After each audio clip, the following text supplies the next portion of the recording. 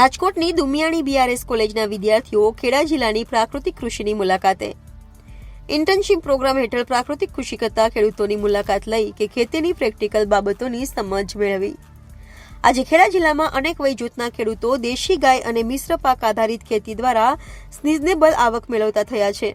આ પ્રગતિશીલ ખેતીથી પ્રભાવિત થઈને અવારનવાર કૃષિ નિષ્ણાંતો, કૃષિ વૈજ્ઞાનિકો, વિદ્યાર્થીઓ અને અધ્યાપકો પ્રાકૃતિક ખેતીની મુલાકાતે આવતા હોય છે। ત્યારે રાજકોટની દુમિયાણી બીઆરએસ કોલેજના કુલ 6 વિદ્યાર્થીઓએ અભ્યાસક્રમના ભાગરૂપે ઇન્ટર્નશીપ પ્રોગ્રામ હેઠળ ઠાસરાના પ્રાકૃતિક ખેતી કરતા ખેડૂતોની મુલાકાત લઈ ખેતીની પ્રેક્ટિકલ બાબતોની સમજ મેળવી હતી।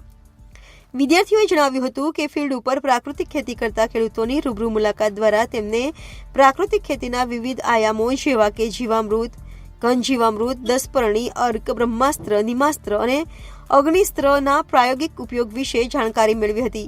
સાથે જ પ્રાકૃતિક કૃષિમાં મિશ્ર પાકના મહત્વ વિશે મળેલ માહિતીથી તેમના અભ્યાસક્રમની સૈદ્ધાંતિક બાબતોમાં પણ આ જાણકારી મદદરૂપ થશે એવો વિશ્વાસ વિદ્યાર્થીઓએ વ્યક્ત કર્યો હતો। આ વિદ્યાર્થીઓને રહેઠાણ અને ખેડૂતોની મુલાકાત વગેરેનું આયોજન આત્મા પ્રોજેક્ટ ઠાસરા દ્વારા કરવામાં આવ્યું હતું।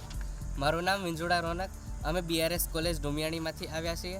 અમારે આજરોજ આજે પ્રાકૃતિક ફાર્મની અમે મુલાકાતે આવ્યા।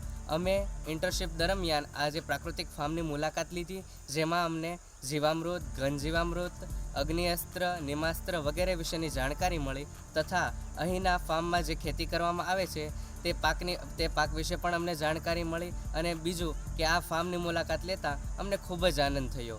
ખરેખર અહીંનું વાતાવરણ નયનરમ્ય તથા ખૂબ જ સારું છે। અહીં આવીને ખરેખર આહલાદક આનંદ થયો તથા અમારા જે અભ્યાસક્રમના ભાગરૂપ જે પ્રાકૃતિક ખેતી છે તેના વિશેની પણ અમને ખરેખર ખૂબ જ ઊંડાણપૂર્વક માહિતી મળી તથા અહીં જે ખેતી કરે છે તે ખેડૂત અમને આ જે પાક છે, જે દવાઓ છે વગેરે વિશે અમને ખૂબ જ ઊંડાણપૂર્વક અને સરળતાથી મનમાં ઉતરી જાય તેવી જાણકારી મળી અને અહીં ખૂબ જ આનંદ થયો।